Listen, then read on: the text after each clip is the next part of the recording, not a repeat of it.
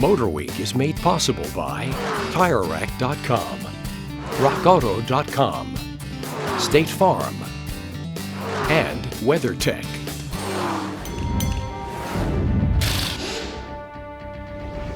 Today's cars have all kinds of electronic gadgets on them, and to make all of that work, we need several of these wire harnesses. They're all over underneath the car, hidden where you can't see them.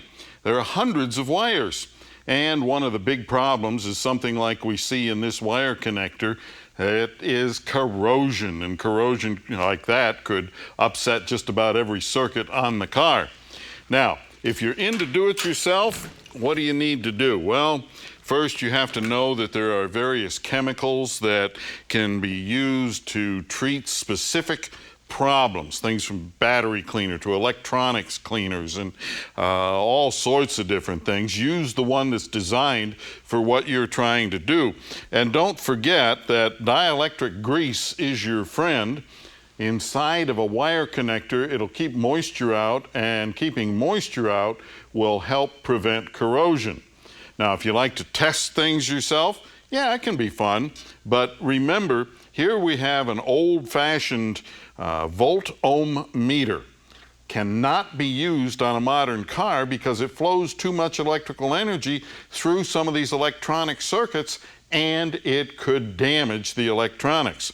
What you need is a DVOM, digital volt-ohm meter.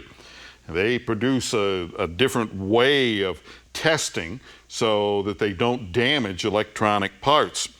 Then over here we have some handy do-it-yourself stuff. This is a very simple tester, doesn't give you a lot of information, but it helps you get an idea about the condition of your battery and your alternator. And over here we have what's called an amp probe. This amp probe goes around a wire harness and it measures the amount of current flowing through it. Now, the big thing here is to make sure that any tool that you use around the electrical parts of a modern car, that it is labeled computer safe. And that includes your test light.